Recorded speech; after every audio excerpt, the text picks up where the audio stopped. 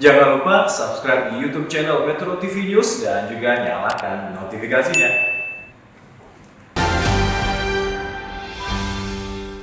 Selamat pagi pemirsa, satu tahapan penting dalam rangkaian penyelenggaraan pemilu 2024 adalah pendaftaran partai politik calon peserta pemilihan sudah dilewati.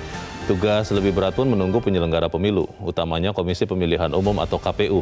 Pendaftaran partai politik selesai dan resmi ditutup tadi malam tepat pukul 00 waktu Indonesia Barat. Tidak ada perpanjangan waktu, semua sesuai dengan agenda yang sudah ditentukan sebelumnya. Kepatuhan pada kesepakatan dan ketetapan awal itu kiranya patut kita apresiasi. Kita juga menyambut baik karena pendaftaran yang dibuka sejak 1 Agustus lalu mendapat sambutan antusias dari partai politik. Ada 41 partai yang mendaftarkan diri sebagai calon kontestan, yang berarti ada peningkatan cukup signifikan ketimbang pemilu 2019. Pemirsa, inilah editorial Media Indonesia di seri ini Senin 15 Agustus 2022 dengan tema Seleksi Partai Tanpa Kompromi bersama saya Leonard Samosir. Dan editorial Media Indonesia ini juga dapat Anda simak melalui MG Radio Network di frekuensi 94,7 FM di kawasan Jakarta dan sekitarnya. Para pendengar dan Anda semua bisa ikut menyatakan pendapat Anda dengan menelepon nomor 021 583 99 100. Dan pemirsa, pagi ini telah hadir bersama saya di studio Metro TV, anggota Dewan Redaksi Media Group, Jaka Budi Santosa. Mas Jaka, selamat pagi. Selamat pagi. Sehat-sehat, Mas? Sehat. Kita akan bicara soal menyeleksi partai tanpa kompromi. Saya terus terang ragu itu bisa dilakukan, Mas Jaka. Tapi sebelumnya kita lihat dulu ada beberapa berita yang menjadi perhatian media Indonesia. Yang pertama, ini senapas dengan editorial kita nanti. Ini adalah headline di Media Indonesia untuk hari ini, pemirsa. KPU jamin verifikasi parpol ketat. Ya. Yakin tidak nih, Mas? Karena kalau saya lihat, saya dengar, saya baca, ada beberapa partai, termasuk partai baru, itu ada orang-orang yang dianggap orang kuat itu. Bagaimana nih, Mas Jaka? Iya, saya pikir ini integritas dan kredibilitas KPU lah mulai dipertaruhkan kan. Kita mengapresiasi KPU sudah tidak bergeming, tidak memberikan perpanjangan waktu pendaftaran. Itu kita sambut baik. Karena ya kalau sudah ditetapkan kesepakatan yang sudah disepakati ya harus dijalankan, tidak ada lagi molor-molor. Tetapi sebenarnya tugas yang jauh lebih berat ya melakukan verifikasi nanti.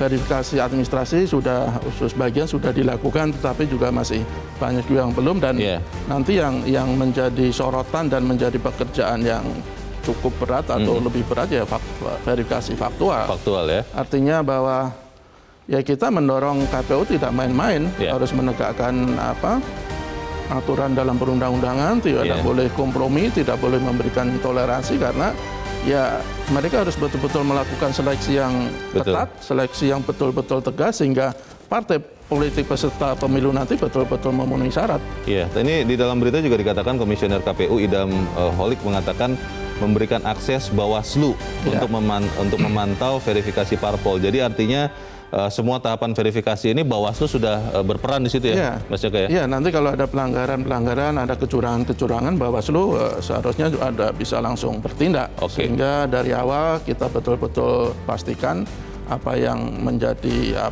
ketentuan undang-undang betul-betul dijalankan. Ya, baik. Kita harapkan itu, nanti kita akan bahas itu lebih jauh nanti di editorial. Kita ke berita selanjutnya, masih dari halaman 1, ini terkait dengan kasus penembakan Brigadir J. Buat pelaporan palsu, istri Verdi Sambo bisa jadi tersangka. Ini kan sudah dihentikan ya penyelidikan aduan pelecehan seksual katanya begitu, dan sudah dihentikan kepolisian. Artinya apakah kemudian dihentikan itu berarti memang tidak ada kasus, tidak ada pelecehan itu? Dan artinya itu konsekuensinya benar-benar bisa menjerat yang melaporkan atau bagaimana, Mas? Iya, kalau alasan Polri kan sementara diyakini tidak ada tindak pidana seperti yang dimaksudkan. Artinya tidak ada tindakan dugaan pelecehan seksual, berarti yang melaporkan terjadi pelecehan seksual memberikan keterangan palsu, laporan palsu. Kalau kita ingin menegakkan hukum di atas semua orang, ya semestinya kasus ini ditindaklanjuti. Tidak hanya menghentikan penyelidikan atas laporan itu, tetapi juga menyelidiki pelapor kenapa melaporkan seperti itu. Kalau kita lihat beberapa berita, ada orang-orang yang biasa yang melakukan laporan palsu, Bisa kena kasus langsung ya? dipidana. Terakhir kalau tidak salah yang katanya mobilnya dibegal hanya untuk Iya. mendapatkan asuransi, itu juga langsung Iya. ditindak. Jadi ya kita berharap mudah-mudahan polisi bertindak adil dalam hal Baik, ini.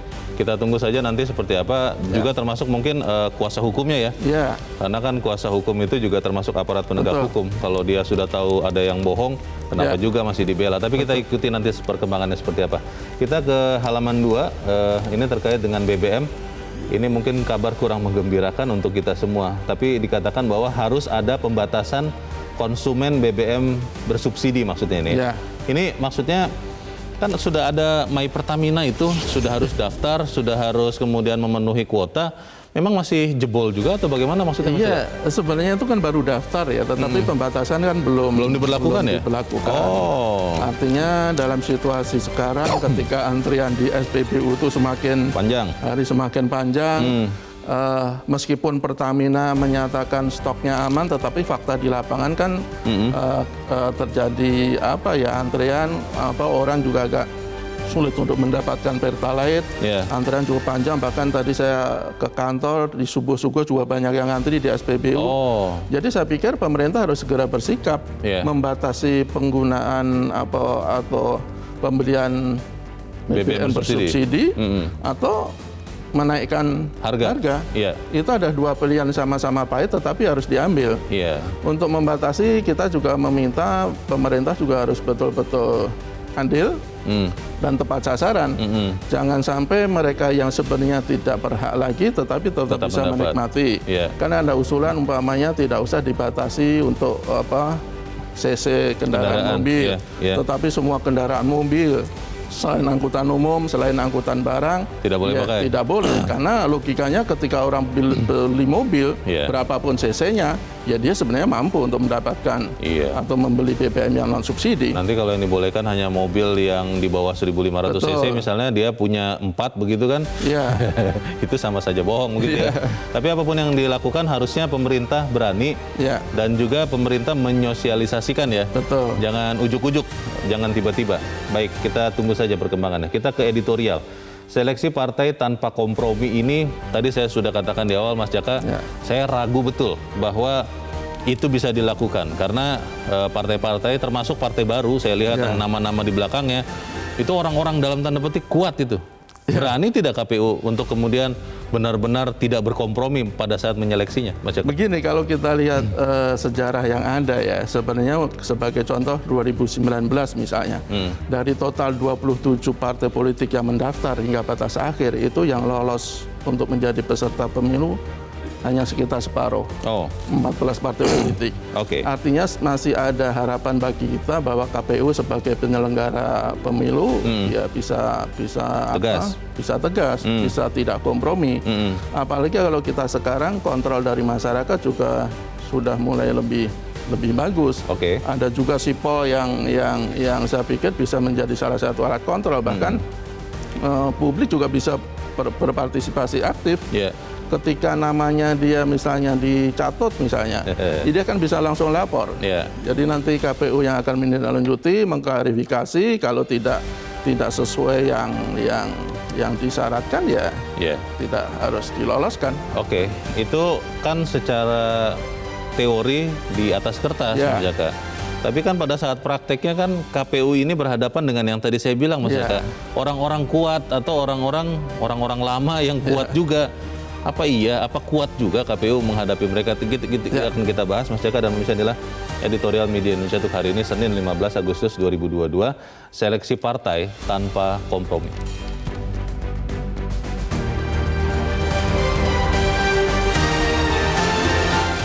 Seleksi partai tanpa kompromi.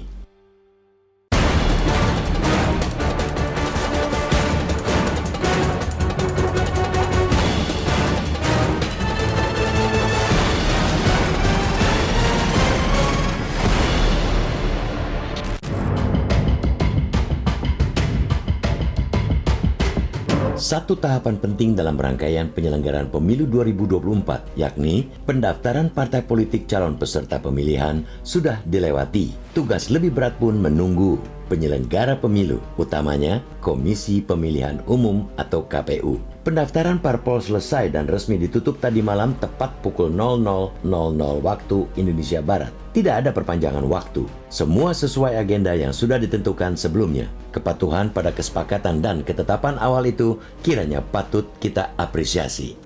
Kita juga menyambut baik karena pendaftaran yang dibuka sejak 1 Agustus lalu mendapat sambutan antusias dari partai politik. Tercatat 41 partai mendaftarkan diri sebagai calon kontestan, yang berarti ada peningkatan cukup signifikan ketimbang pemilu 2019. Pada pemilu 3 tahun lalu, sebanyak 27 partai dari 31 yang menginput data di Sistem Informasi Partai Politik atau SIPOL mendaftarkan ke KPU. Dari jumlah itu, 14 partai memenuhi syarat sebagai peserta. Namun pada akhirnya, hanya 9 berhasil lolos parliamentary threshold untuk mendapatkan kursi di DPR.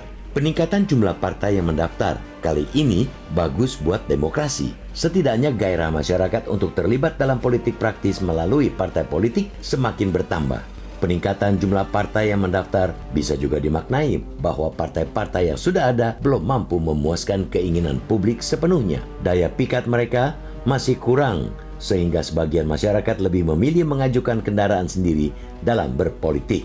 Namun, bukan berarti kita boleh membiarkan begitu saja seluruh partai politik ikut dalam kompetisi. Proses seleksi menjadi keharusan sebagaimana perintah undang-undang untuk memastikan setiap partai benar-benar memenuhi syarat sebagai peserta pemilu. Pada konteks itulah dibutuhkan profesionalitas, integritas, dan kredibilitas KPU sebagai pihak yang diberi wewenang melakukan seleksi. Setelah mendaftarkan diri dengan dokumen lengkap, partai mesti melewati 2 fase lagi. Pertama, mereka mesti mulus melewati verifikasi administrasi, dan kedua, wajib lulus verifikasi faktual. Verifikasi administrasi dilakukan sehari setelah pendaftaran partai diterima. Proses ini berlangsung hingga 11 September 2022, ditambah verifikasi administrasi tambahan pada 29 September sampai 12 Oktober 2022. Verifikasi ini diberlakukan untuk semua partai, baik yang punya kursi di DPR, yang tidak lolos parliamentary threshold, maupun partai baru. Setelah itu, partai menjalani verifikasi faktual kepengurusan dan keanggotaan. Waktunya mulai 15 Oktober sampai 4 November 2022. Kalau ada perbaikan, KPU melakukan verifikasi susulan pada 24 November sampai 7 November 2022. Verifikasi ini tak berlaku bagi partai pemilik kursi di parlemen. Jelas tidak mudah bagi partai politik untuk bisa menjadi peserta pemilu. Proses seleksi yang ketat akan menyaring mereka. Peluang untuk lolos pun tak sepenuhnya terbuka, terutama bagi partai baru. Pemilu 2024 akan berkualitas, salah satunya jika pesertanya juga berkualitas. Kualitas partai bergantung pada sejauh mana mereka memenuhi segala persyaratan yang sudah ditetapkan dengan jujur tanpa tipu-tipu. Bagaimana partai bisa berkualitas jika untuk memenuhi syarat saja mereka berlaku sesat, mencatut nama orang-orang KPU di daerah sebagai anggota? Pada bagian itulah kinerja KPU dipertaruhkan. Melakukan verifikasi bukanlah pekerjaan gampang. Perlu keseriusan dan komitmen luar biasa untuk menentukan partai memenuhi syarat atau tidak. Menyeleksi tanpa kompromi menjadi kemestian. Kita tidak ingin pemilu hanya ramai peserta. Kita ingin pesta demokrasi dimainkan oleh partai politik yang betul-betul terseleksi dengan baik. Kita ingin verifikasi administrasi dan faktual, bukan hanya formalitas demi pemilu berkualitas.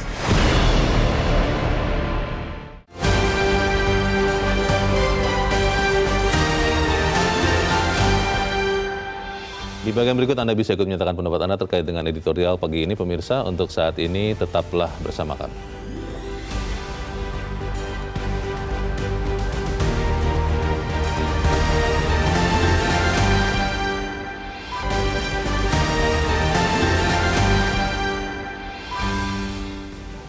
Terima kasih pemirsa, Anda masih bersama kami di Editorial Media Indonesia. Dan sebelum kita berdiskusi, Mas Jaka, kita mau coba bertanya dengan seorang pengamat politik yang sudah tersambung lewat saluran telepon, Muhammad Kodari. Mas Kodari, selamat pagi. Selamat pagi, Leo dan Mas Jaka. Ya, Pagi, Mas. Mas Kodari, kita lihat sekarang KPU sudah mulai menyeleksi dan mulai melakukan verifikasi administratif ya, dan juga nanti disusul verifikasi faktual. Ada 40 partai yang sudah mendaftar untuk ikut pemilu 2024. Dan kalau melihat pengalaman 2019 mungkin separuh yang akan terseleksi. Tapi kalau saya lihat nama-nama di kepengurusan partai, Mas Kodari, bukan hanya partai yang sudah eksis tapi juga yang baru, itu ada nama-nama yang terkenal, istilah lain untuk nama-nama orang kuat kalau saya bilang. Itu apakah kemudian KPU benar-benar bisa menyeleksi tanpa kompromi kalau menurut Anda? Karena waktu dipilih yang lalu kan juga itu atas persetujuan begitu dari DPR. Bagaimana Mas Kodari? Ya, saya kira nanti tantangan terutama datang dari partai-partai baru ya, terutama pada proses verifikasi faktual. Karena apa? Karena kalau teman-teman yang dari partai lama ini kan notabene sebetulnya mereka sudah eksis, sudah berpengalaman, memang iya, dan memang kan praktis begitu verifikasi administrasi sudah selesai, verifikasi faktualnya kan sudah tidak seperti seperti partai-partai baru. Jadi pengalamannya sudah. Tantangan itu dari partai-partai baru dan juga dari partai-partai yang tidak lolos PT di pemilu sebelumnya. Nah, kalau kita lihat pengalaman pemilu sebelumnya, itu selalu terjadi dinamika di mana keputusan awal dari KPU kemudian istilahnya harus direvisi ya karena ada sengketa begitu. Kan sekarang ada badan ada satu badan Dewan Kehormatan Pemilu ya yang DKPP. Kalau ada keberatan ya terhadap KPU, terhadap Bawaslu itu dibawa ke DKPP. Yeah. Jadi saya ingat misalnya pemilu-pemilu sebelumnya beberapa partai yang tidak lolos pemilu seperti PBB dan seterusnya itu kemudian ketika dinyatakan tidak lolos lalu menyatakan keberatan akhirnya bisa diloloskan sebagai peserta pemilu. Jadi tantangannya saya kira pertama-tama adalah membuat jelas peraturan dalam undang-undang dan peraturan KPU sendiri mengenai syarat-syarat yang bersifat faktual. Ini kan sebetulnya mudah saja ya dalam pengertian begini. Ini kan sangat faktual begitu ya. Harusnya dibuat jelas saja antara persyaratan dengan data di lapangan itu kesesuaiannya seperti apa. Masalahnya Mas Kodari kan dengan adanya aturan teknis. Mas Kodari, masalahnya kan partai baru ini kan ada yang partai benar-benar baru, tapi ada juga partai yang kalau saya bilang sempalan ya, tidak puas dengan partai yang lama, dia buat partai baru. Artinya kan ini orang-orangnya masih orang-orang pemain lama begitu yang sangat mengerti bagaimana bermain. Dan di partai-partai yang benar-benar baru pun ada nama-nama yang kita sudah kenal dari zaman dulu, termasuk orang kuat. Ini KPU bisa tidak kalah kuat dibanding orang-orang ini? Harusnya demikian karena KPU kita ini mengalami metamorfosa sebetulnya. Jadi awalnya KPU itu isinya banyak didominasi oleh kalangan-kalangan non praktisi pemilu, misalnya dosen, lalu kemudian aktivis. Tetapi belakangan KPU ya terutama di tingkat pusat itu adalah alumnus dari KPUD, baik di tingkat kabupaten kota maupun dari provinsi begitu. Sudah punya pengalaman berarti ya? Antaranya itu memang memang beberapa itu bahkan karir seumur hidupnya selesai dari kuliah itu, dari aktivis pemilu itu, aktivis pengawas pemilu itu memang selalu bekerja di KPUD kabupaten, lalu pemilu berikutnya naik menjadi KPUD provinsi dan pemilu berikutnya naik lagi menjadi KPU RI. Nah, akumulasi pengalaman itu membuat KPU kita ini saya lihat ya secara teknis ya itu semakin kuat dan mungkin ada paralelismenya dengan pemilu-pemilu kita belakangan. Jadi kalau kita lihat pemilu tahun 2014 misalnya itu yang lolos untuk menjadi peserta pemilu itu cuma satu waktu itu yaitu Partai Nasdem begitu. Partai baru maksudnya. Nah, iya partai baru ya yang lolos tahun 2014 itu cuma Nasdem. Itu berbeda sekali dengan pemilu tahun 2009 katakanlah misalnya, di mana partai baru yang lolos itu banyak sekali gitu. Jadi saya melihat memang kelihayan KPU untuk melakukan verifikasi faktual itu lebih tinggi dibandingkan dengan sebelumnya. Jadi praktis semenjak 2014 itu tidak mudah untuk bisa menjadi peserta pemilu. Tetapi tantangan yang baru muncul tahun 2019 kalau saya lihat adalah sengketa gitu loh. Jadi keputusan KPU di awal yang sudah motong sekian banyak partai peserta pemilu itu yang mau mendaftar menjadi peserta pemilu itu kemudian terpaksa direvisi. Akhirnya naik lagi jumlahnya gitu loh.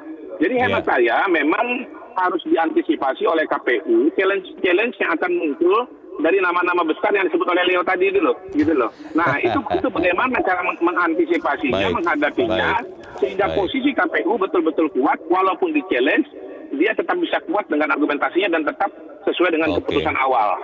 Baik, kata kuncinya itu ya. Baik, kita ikuti nanti perkembangannya seperti apa, Mas Kodari. Terima kasih sudah mencerahkan kami pagi ini. Selamat pagi, Mas Kodari. Thank you.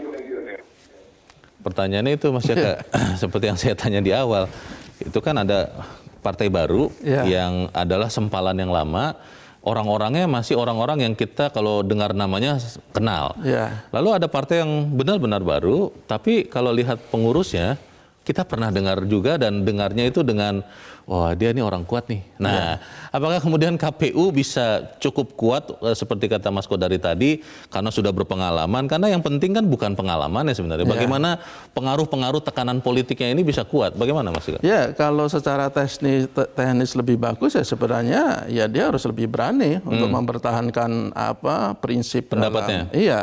Kalau umpamanya dalam melakukan verifikasi sudah sesuai dengan ketentuan, sudah transparan, sudah betul-betul memberikan kesempatan bagi partai politik untuk memberikan keberatan ketika ada persoalan misalnya, ya tidak ada salahnya dan harus dipertahankan hingga keputusan akhir.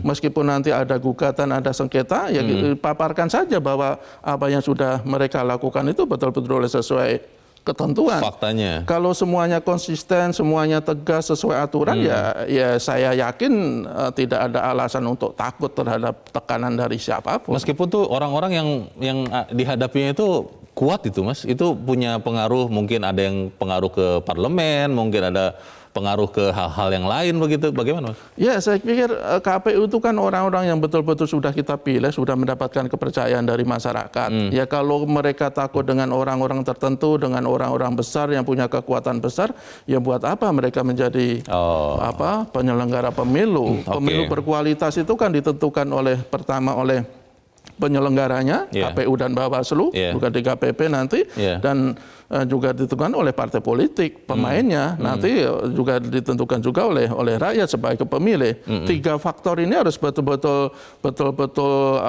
bermutu, berkualitas. Kalau salah satunya tidak menunjukkan kualitas, ya pemilu tidak bisa berlangsung dengan baik, hasilnya pun juga tidak akan memberikan hasil yang betul-betul bagus bagi negara kita. Pertanyaan mendasar tentang integritas, keberanian, dan ketegasan KPU itu, karena ya sayangnya pernah ada sejarah sebelumnya kan Mas Jaka, di KPU sebelumnya, yang bahkan orang-orang adalah yang kita pikir akademisi, punya gelar guru besar pula, yang harusnya adalah soko guru untuk keteladanan, ternyata goyang juga. Mungkin tidak takut, tapi dia goyang karena ada lembaran-lembaran warna merah dan biru. Nah, untuk KPU sekarang ini bagaimana kita memastikan bahwa teman-teman di KPU ini sungguh-sungguh benar-benar bukan hanya tidak takut, tapi tidak goyang juga dengan merah dan biru itu? Ya, saya pikir sebenarnya tidak hanya KPU masa lalu ya, KPU belum lama ini juga jadi tersangka. Saya berusaha melupakan itu supaya teman-teman KPU sekarang semangat begitu Mas Jaka. Betul. Saya pikir itu sebuah pelajaran yang harus betul-betul dicermati oleh anggota KPU sekarang, bahwa ya mereka punya tanggung jawab sangat besar untuk menentukan arah perjalanan bangsa kita 5 tahun ke depan nanti. Kalau mereka tergiur karena uang misalnya, mereka sudah mendapatkan gajinya yang lumayan besar. Kalau umpamanya mereka butuh atau takut dengan tekanan orang lain, mereka juga di backup oleh rakyat, di backup oleh bangsa ini, ya kenapa mesti takut? Tetapi bahwa suara-suara seperti yang Bung Leo katakan, suara kritis agar KPU betul-betul aware, tidak silo, tidak tergelincir sana sini, saya pikir kita akan terus kita suarakan sehingga mereka tetap berjalan di rel yang sesungguhnya. Kalau memang bukan pelanggaran ya, ketidaksesuaian yang dilakukan parpol itu signifikan nyata, itu tidak apa-apa ya. Misalnya soal keterwakilan perempuan yang harus minimal 30%, kalau dia misalnya hanya 5-10%, wajar Mas. Gampang itu ditolaknya. Tapi kalau kemudian di daerah-daerah perbatasan, ini keterwakilannya hanya ada 29,5%.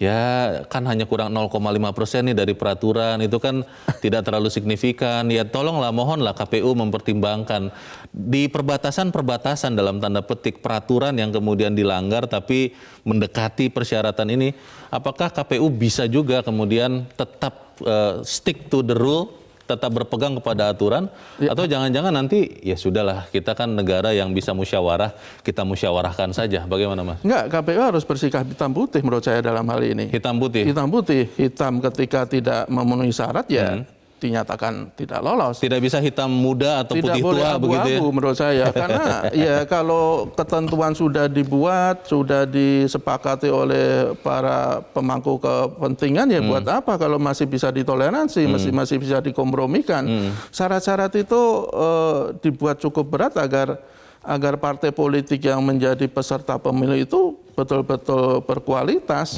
betul-betul serius membangun partai politik untuk berpolitik praktis. Kalau syarat-syaratnya masih bisa dikompromikan, ya saya pikir ya tidak ada gunanya kita membuat peraturan-peraturan yang begitu tegas, begitu jelas. Karena peraturan juga dibuat oleh mereka yang berkepentingan ke pemerintah dan DPR. Oke, Mas, tadi kita ingat juga yang Mas Kodari katakan ya, di 2019 itu kan ada keberatan atau dalam tanda petik sengketa hasil dari verifikasi ini, yang kemudian akhirnya ketika dibawa ke DKPP, itu malah kemudian meloloskan partai-partai yang di awal KPU mengatakan tidak lolos. Ini kan sebenarnya akhirnya jadi kita bertanya-tanya, yang salah pada saat itu KPU-nya atau DKPP-nya kemudian yang terlalu longgar? Kan tidak mungkin dua-duanya benar, pasti ada yang salahnya. Bagaimana Mas? Ya, saya pikir KPU mungkin tidak bisa salah ya. Mungkin dia bisa salah karena untuk melakukan verifikasi faktual utamanya itu juga tidak mudah. Harus datang betul-betul ya? Betul, harus betul-betul. Kan ada, kalau untuk faktual itu kan ada dua metode, metode sensus dan metode sampling. Jadi teknisnya memang agak-agak ini, cuman yang pasti bahwa dua metode itu dipakai untuk memastikan bahwa partai politik itu betul-betul sudah memenuhi syarat. Soal keanggotaan misalnya, kan setiap partai politik kan harus punya anggota minimal 1.000 atau 1/1000 dari jumlah penduduk di kabupaten kota. Dari situ kan bisa dicocokkan apakah nama-nama ini betul-betul ada, betul-betul sesuai dengan yang didaftarkan di KPU atau dicatut. Kalau kita lihat, bukan tidak mungkin partai-partai politik juga akan berbuat curang. Bahkan belum apa-apa kan sudah kita ketahui. Kemarin ada sekitar 98 anggota dan staf KPU daerah yang dicatut namanya. Kan itu butuh, ya itu warning bahwa bukan tidak mungkin akan lebih banyak nama-nama yang tidak sesuai dengan faktualnya. Pertanyaannya kan begitu Mas. Waktu itu kan kita juga membahas soal pencatutan nama dan kita berharap masyarakat benar-benar bisa membantu mengecek masing-masing. Tapi kalau saya tanya ke sekian orang begitu, mungkin sampling saya salah lah gitu ya, terlalu sedikit. Tidak ada itu Mas yang mengerti. Lalu ada juga berpendapat begini, nama saya dicatut, ya tidak apa-apalah, kan numpang keren katanya begitu. Saya bilang loh, itu konsekuensinya panjang loh kalau nanti benar-benar mau mendaftar jadi KPU, saya nggak punya rencana ke situ. Nah, kalau kemudian minat masyarakat, atensi masyarakat terhadap ketaatan kepada nama ini, tidak mencatut nama itu sebegini rendah, apa iya kita bisa berharap masyarakat membantu KPU menyeleksi partai politik, Mas Eka? Iya, saya pikir kita juga butuh partisipasi publik ya untuk membuat demokrasi kita itu lebih bagus, pemilu kita itu lebih bermutu. Ya, tidak ada salahnya kita melihat sipol, siapa tahu nama kita tiba-tiba ada didaftarkan oleh partai politik tertentu. Tetapi kalau minat masyarakat atau partisipasi masih minim, ya KPU dan Bawaslu harus proaktif. Bekerja keras ya? Bekerja keras. Salah satunya Bawaslu tidak ada salahnya membuat posko-posko pengaduan sehingga masyarakat bisa lebih tergugah. Pemerintah atau negara sudah betul-betul serius untuk membuat pemilu kita, ya alangkah baiknya masyarakat juga proaktif, aktif sehingga sama-sama mengawal bahwa proses awal ini betul-betul berlangsung bagus. Ada yang bertanya begini, Mas Jaka, kalau kemudian ketika diumumkan, kan nanti diumumkan ya, partai mana yang lolos, partai mana yang tidak lolos. Itu KPU memang mengumumkan hanya partai lolos tidak lolos atau juga dengan alasannya? Maksudnya misalnya partai A tidak lolos karena keterwakilan pengurus perempuannya hanya 20% misalnya. Atau memang hanya perlu nama-namanya saja? Karena kalau nama-nama saja, masyarakat bagaimana ikut membantu mengawal ya Mas? Ya jadi gini, dalam verifikasi itu kan sebenarnya udah ada beberapa tahap ya. Untuk verifikasi administrasi misalnya itu kan jadi 1 Agustus sampai 11 September. Kalau toh nanti masih ada kekurangan oleh partai politik itu dikasih waktu untuk verifikasi tambahan dari 29 September sampai 12 Oktober. Kemudian di faktual misalnya 15 Oktober sampai 4 November. Jika masih ada persoalan, ada kekurangan untuk melakukan perbaikan, masih ada tambahan sampai 24 Oktober sampai 7 Desember. Jadi sebenarnya tahapan-tahapan itu saya kira sudah cukup ya untuk mendapatkan partai politik yang betul-betul memenuhi syarat. Kalau nanti dari waktu yang sudah demikian panjang partai politik tidak memenuhi syarat ya mau tidak mau KPU harus bersikap tegas. Dan nanti harusnya juga diumumkan bahwa partai politik ini tidak lolos karena termasuk alasannya itu tadi harusnya bisa diumumkan. Menurut saya harusnya sebenarnya diumumkan sehingga publik juga paham. Terang benderang ya. Terang benderang. Sehingga masyarakat tahu partai politik ini tidak lolos karena apa? Tadi mungkin keterwakilan perempuan di kepengurusan pusat, anggotanya tidak mencukupi dan lain-lain. Jadi semuanya terbuka, transparan dan itu akan lebih bagus bagi penyelenggaraan pemilu kita. Kita harus jeda dahulu sebelum kita lanjutkan diskusi kita. Mas Jaka dan pemirsa tetap bersama kami. Editorial Media Indonesia segera kembali.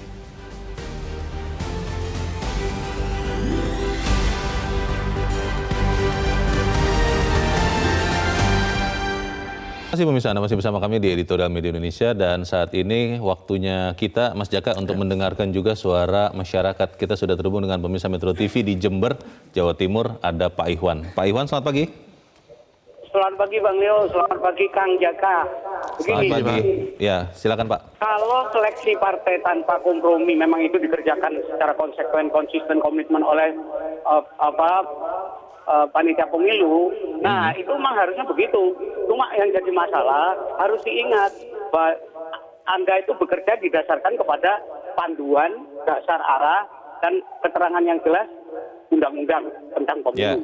Nah, yang jadi masalah sekarang harus diperhatikan yang kedua, bahwasanya negara kita ini oleh pembentuk negara itu sudah dipatok bahwa negara kita ini negara integralistik, negara demokratik, dan negara yang demokratik. Itu sudah dipatok demikian rupa. Yang kita pilih sekarang demokrasi rakyat langsung, lalu dengan tambahan oligarki bumbunya. Nah, yang jadi masalah adalah kita harus masuk dalam etika politik Pancasila ini. Kalau 41 partai yang masuk di sini, yang daftar sekarang ini luar biasa juga. Demokrasinya kebajut gitu ya. Tapi yang jadi masalah lagi bahwa partai itu adalah pilar demokrasi.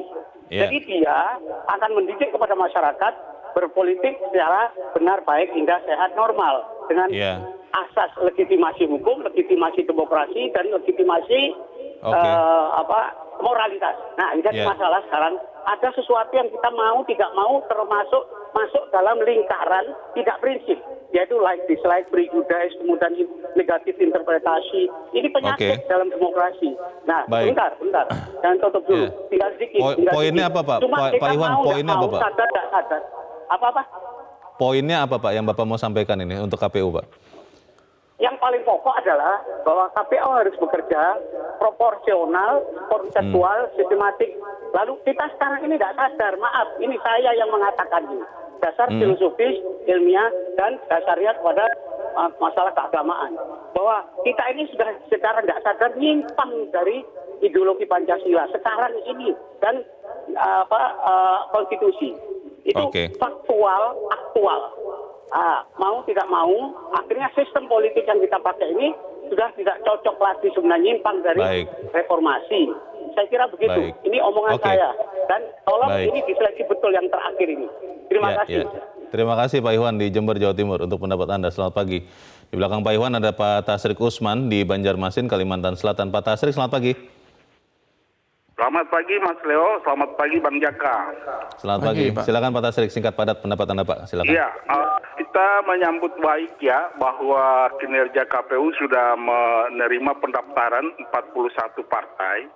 Kalau kita ketahui bahwa bisa diklasifikasi jadi 3 ya. Pertama partai yang sudah lolos parlemen threshold, kemudian yang sudah mengikuti pemilu tetapi belum lolos parlemen threshold, dan Ya. partai-partai baru. Ya. Nah, masyarakat sangat menaruh harapan besar kepada KPU sekarang, yaitu harus melaksanakan undang-undang pemilu dan undang-undang KPU ini dengan jujur dan adil. Ya. Ya, kalau memang ada partai-partai yang memang lolos, itu harus diloloskan. Tetapi kalau tidak, jangan juga dipaksakan. Karena semakin banyak partai yang mengikuti pemilu, kalau itu memang benar, silakan. Tetapi kalau tidak, juga itu Ya. akan menjadi bumerang bagi kita semua. Yang kedua, sekarang tugas yang ditunggu-tunggu adalah verifikasi faktual. Kita ketahui bahwa verifikasi faktual ini akan melibatkan seluruh KPU dari pusat sampai ke daerah. Ini yang penting. Kalau memang buktinya ada, silakan. Tetapi kalau tidak juga jangan dipaksakan. Dan yang terakhir, pelaksanaannya. KPU sebagai penyelenggara pemilu, ini kita berharap supaya benar-benar melaksanakan tugas ini dengan jujur dan adil. Begitu juga Bawaslu, supaya hasil pemilu itu berkualitas, jujur dan adil, dan melahirkan pemimpin-pemimpin yang peka. Terima Baik. kasih. Terima kasih, Assalamualaikum Pak. warahmatullahi wabarakatuh. Waalaikumsalam. Terima kasih Pak Tasrik Usman di Banjarmasin, Kalimantan Selatan. Selamat pagi Pak. Di belakang Pak Tasrik ada Pak Sukarwan di Temanggung, Jawa Tengah. Pak Sukarwan, selamat pagi Pak. Selamat pagi Metro TV. Selamat pagi Pak Sukarwan. Bagaimana Pak pendapat Anda Pak? Seleksi partai tanpa kompromi bisa atau tidak Pak menurut Anda Pak Sukarwan? Ya jawabannya bisa, ya bisa juga tidak. Bisa kalau KPU tegas. Artinya sebenarnya tugas KPU itu fokus saja ke partai-partai baru. Kalau partai-partai yang tahun kemarin sudah lolos dan mengikuti pemilu itu artinya kan ya dapat dipastikan lah, pasti lengkap persyaratannya, pasti oke lah. Nah, sekarang fokus ke partai-partai baru. Tapi juga saya juga bertanya-tanya, kalau partai baru itu ada orang yang berperan seperti Verdi Sambo itu gimana? Apa berani KPU? Buktinya aja Verdi Sambo berduit-duit. Nah, kalau dulu ada wacana pemilu ditunda, katanya menghambat akan membebani anggaran. Nyatanya sekarang enjoy saja, pokoknya pemilu harus 24 Februari nanti dieksekusi Jadi sekarang KPU harus fokus pada partai-partai baru. Kalau sekiranya tidak memenuhi syarat ya pokoknya jangan malu-malu, jangan takut-takut, ya tolak. Terus satu hal yang penting, kemarin pemilu kan banyak petugas-petugas yang mati karena kecapean. Nah, ini nanti para petugas yang akan datang tuh benar-benar dicek kesehatannya juga valid, prima betul. Oke. Baik, terima kasih Pak Sukarwan di Temanggung, Jawa Tengah untuk pendapat Anda Pak. Selamat pagi. Kalau melihat dari para pemirsa ini, Mas Jaka, kan akhirnya semuanya terletak pada KPU ya. Kuncinya di KPU, bagaimana bisa dengan tegas, dengan punya integritas, berani menyeleksi partai tanpa kompromi. Pertanyaannya kembali lagi Mas, kalau kemudian nanti di dalam tanda petik dilawan, di-challenge oleh partai masuk ke DKPP, lalu ternyata diputuskan di situ akhirnya masuk, bisa ikut pemilu. Kita bisa mengatakan jangan-jangan akhirnya yang dilakukan KPU jadi sia-sia. Bagaimana Mas? Ya kalau nanti akhirnya sengketa dan KPU dikalahkan ya kita harus patuh. Karena emang itu kita negara hukum ya kita harus patuh hukum. Tetapi KPU tidak boleh pasrah begitu saja. Mereka harus memastikan bahwa apa yang sudah dilakukan, verifikasi administrasi, verifikasi faktual itu betul-betul tegas, betul-betul ketat, betul-betul sesuai peraturan dan bisa dipertanggungjawabkan. Ketika semua dilakukan sesuai aturan, ketika semua bisa dipertanggungjawabkan, ya tidak perlu takut nanti untuk kalah. Karena kalau semuanya sudah sesuai regulasi ya tidak ada alasan juga nanti bagi badan sengketa pemilu untuk memenangkan yang salah kan. Iya, ini kan karena muncul pertanyaan ini kan karena di 2019 itu seperti tadi kata Mas Kodari kan banyak lebih dari satu partai yang ketika bersengketa di DKPP akhirnya malah jadi bisa lolos masuk ke pemilu kan begitu Mas? Ya, bisa saja itu juga akan terjadi lagi. Tetapi sekali lagi bahwa yang penting KPU itu harus menjalankan tugasnya sebaik-baiknya dulu.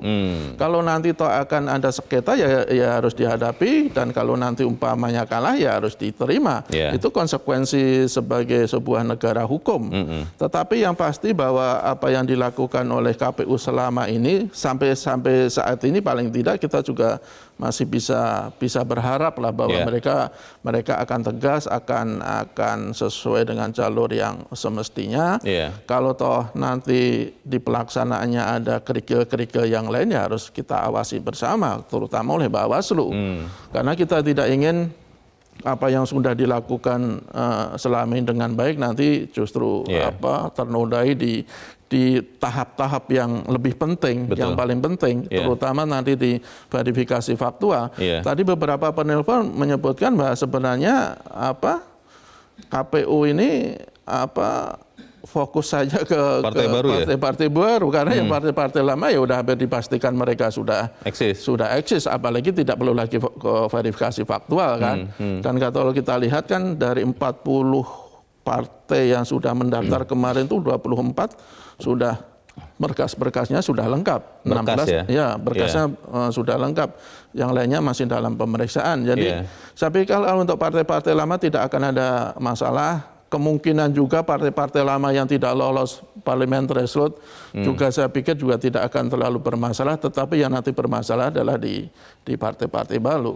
Kalau kita lihat pengalaman selama ini kan yang paling sering mengganjal partai untuk lolos menjadi peserta adalah salah satunya adalah keanggotaan. Jadi ini mesti betul-betul periksa secara teliti, secara detail, karena sangat besar potensinya untuk melakukan kecurangan di sektor persyaratan ini. Tadi dikatakan juga bahwa sebetulnya kan yang paling penting tadi fokus kata beberapa pemirsa di partai-partai kecil. Partai-partai baru. Partai baru ini kan juga ada yang sempalan Mas Jaka. Nah, apakah sempalan ini kemudian kita bisa anggap karena mereka sudah berpengalaman ikut pemilu sekian kali, juga akan mematuhi peraturan aturan-aturan pendaftaran parpol peserta pemilu? Karena bisa jadi sempalan, tapi kan namanya sempalan kan bukan dengan kekuatan yang sama besar dengan partai awalnya begitu ya. Bagaimana Mas? Tapi saya pikir kalau partai sempalan itu kemungkinan untuk memenuhi syarat justru lebih besar karena mereka sudah pengalaman sebelumnya kan.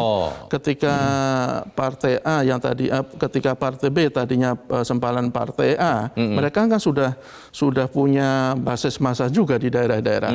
Sudah punya pengurus-pengurus juga yang akhirnya menyempal. Bukan karena dia menyempal artinya ukurannya lebih kecil daripada partai asalnya, bukan begitu ya? Belum tentu juga, karena bisa jadi dia menyempal karena apa? Ketika menyempal yang menyempal itu punya figur yang selama ini jadi cukup disegani oleh massa, saya pikir juga dia punya potensi untuk lolos juga. Malah bisa jadi lebih besar daripada partai jadi akan lebih besar. Asalnya. Ya meskipun saya pikir perlu perjuangan yang jauh lebih keras karena soal nama itu kan juga berpengaruh juga ketika partai sudah berkali-kali ikut pemilu dengan partai sempalan yang dengan nama baru, saya pikir juga butuh waktu untuk memberikan publik itu kenal dengan nama tersebut. Kalau lihat dari pengalaman pemilu 2019 kan ada 27 partai yang lolos, 14 partai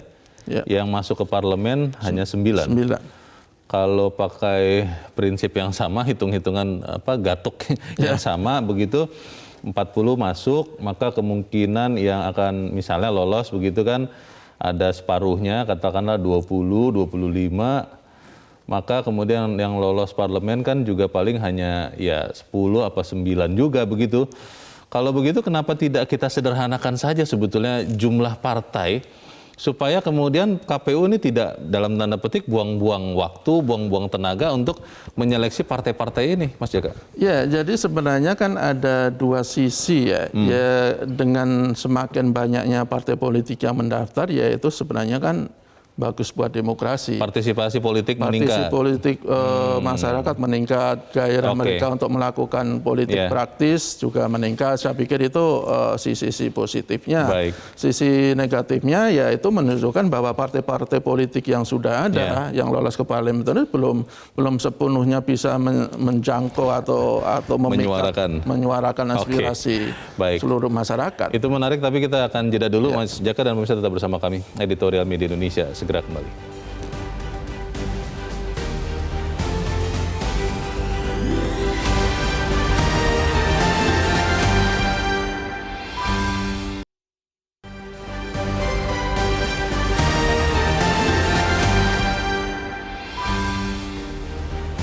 Terima kasih pemirsa, Anda masih bersama kami. Kita di bagian akhir dari diskusi kita pagi ini. Mas Jaka, kata kunci atau pesan yang kita sampaikan kepada KPU setelah kita berdiskusi panjang ini, apa yang harus segera KPU lakukan untuk memastikan bahwa partai-partai yang ikut berlaga di pemilu 2024 memang yang layak? Ya, yang pasti tadi seperti yang disuarakan beberapa penelpon, kata kuncinya adalah KPU harus jujur dan adil. Jujur dalam arti mereka melakukan verifikasi administrasi dan faktual sesuai dengan regulasi, sesuai dengan ketentuan, tidak dilebih-lebihkan, tidak dikurang-kurangi. Tadi kita bilang hitam putih ya, kalau umpamanya nanti salah satu partai itu memenuhi syarat ya diloloskan. Kalau tidak ya tidak diloloskan. Itu kunci utama bagi partai politik, bagi KPU. Jangan sampai tadi kita bahas juga, jangan sampai nanti ada yang bermain-main, tidak hanya KPU pusat ya, KPU daerah juga perannya juga sangat besar. Jangan nanti ada anggota KPU yang karena memainkan kewenangan dengan tujuan untuk mendapatkan sesuatu, nanti akhirnya menjadi pesakitan seperti yang sudah-sudah. Saya pikir sudahilah era-era buruk di masa lalu. Saatnya KPU betul-betul menunjukkan sebagai penyelenggara pemilu yang profesional, kredibel, dan tadi harus betul-betul jujur dan adil. Untuk partai sendiri, apa kita masih bisa berharap polos begitu, bahwa partai-partai politik ini benar-benar tidak menyusahkan KPU juga dengan memenuhi semua persyaratan yang memang disyaratkan, baik administratif maupun faktual, Mas Jaka? Ya, saya pikir kalau kita menilik pengalaman 2019, saya pikir ya paling sekitar kemungkinan ya sekitar separuh ya dari 40 itu yang akan lolos. Kalau yang partai-partai lama 9 yang punya kursi di parlemen hampir dipastikan dia pasti lolos. Kemudian partai-partai lama yang tidak lolos parlemen threshold bisa jadi juga akan lolos. Tapi yang kuncinya ini yang akan jadi persoalan adalah di partai-partai baru. Saya kok tidak yakin mereka semua bisa memenuhi persyaratan, karena juga tidak mudah. 70 harus punya kepengurusan di seluruh provinsi, 75% di kabupaten, kemudian 50% di kecamatan, kemudian keterwakilan 30% perempuan di pusat, kemudian juga anggota minimal 1.000 atau 1/1000, berbadan hukum, rekening dan segala macam, kantor tetap misalnya. Belum tentu semua partai politik itu punya kantor yang harus ada sampai pemilu selesai. Beberapa kan sewa-sewa ya. Iya, benar kan. Jadi saya pikir biarkan pesta demokrasi itu meriah, tetapi yang pasti kita tidak boleh membiarkan mereka harus menjadi peserta. Harus ada seleksi yang ketat sehingga pemilu diikuti oleh para pemain yang betul-betul berkualitas, dan hasilnya pun nanti akan memberikan hasil yang berkualitas. Baik, kita aminkan itu dan kita sama-sama awasi seperti apa seleksi partai tanpa kompromi. Mas Jaka, terima kasih sudah di tempat ini. Selamat pagi, Mas. Sama-sama, selamat pagi. Pemirsa, kita tidak ingin pemilu hanya ramai peserta. Kita ingin peserta demokrasi itu dimainkan oleh partai politik yang betul-betul terseleksi baik. Kita ingin verifikasi administratif dan faktual, bukan hanya formalitas demi pemilu berkualitas. Kami berterima kasih Anda sudah menyimak Editorial Media Indonesia untuk pagi ini. Tetap pakai masker Anda untuk menjaga kesehatan Anda. Selamat pagi, sampai jumpa.